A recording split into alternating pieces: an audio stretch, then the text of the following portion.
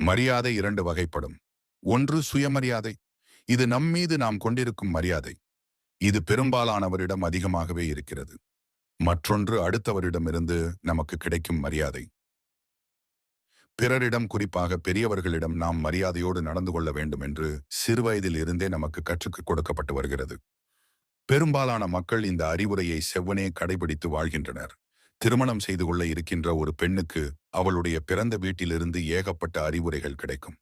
புகுந்த வீட்டில் எல்லோரிடமும் அவள் மரியாதையாக நடந்து கொள்ள வேண்டும் என்பது அவற்றில் பிரதானமானதாக இருக்கும்.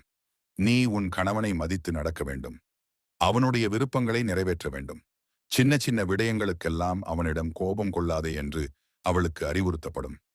ஆனால் இதே அறிவுரைகள் திருமணம் செய்து கொள்ள இருக்கின்ற ஆண்களுக்கு அவ்வளவாக வழங்கப்படுவதில்லை என்பது வருத்தத்துக்குரிய உண்மை. எனவே தங்கள் மனைவியரை மரியாதையோடு நடத்த வேண்டும் என்கின்ற எண்ணமே சில ஆண்களுக்கு இருப்பதில்லை. ஒருவரை மரியாதை குறைவாக நடத்தும் போது அவருடைய தன்னம்பிக்கையை அது பாதிக்கிறது. அவருடைய சுய மதிப்பை காயப்படுத்துகிறது. அவருடைய உணர்வுகளை நோகடிக்கிறது. அறிவில் பெண்களை விட தாங்கள் உயர்ந்தவர்கள் என்று ஒரு தவறான எண்ணம் பல ஆண்களுக்கு இருக்கிறது. வேலைக்கு போகாமல் வீட்டிலிருந்து குடும்பத்தை பார்த்து கொள்ளுகின்ற பெண்கள் இருக்கின்ற குடும்பங்களில் இது பரவலாக இருக்கிறது.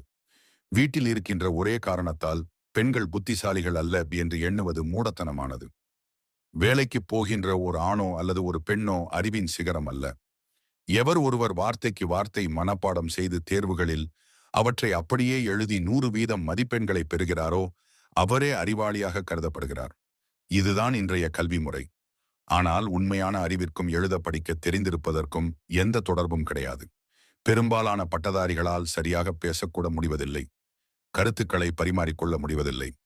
எனவே அவர்கள் பட்டதாரிகளாக இருந்தாலும் வேலைக்கு தகுதியானவர்கள் இல்லை என்று பல ஆய்வுகள் கூட சுட்டிக்காட்டுகின்றன. எனவே ஆண்கள் வீட்டில் இருக்கின்ற மனைவிமாரை புத்திசாலிகள் அல்ல என்று எண்ணுவதை விடுத்து அறிவை வளர்த்து கொள்ளும்படி மனைவியரை நச்சரிப்பதை நிறுத்தி அவர்களை மரியாதையாக நடத்த தொடங்குவது அவருடைய மன வாழ்க்கைக்கு நன்மை பயப்பதாக இருக்கும்.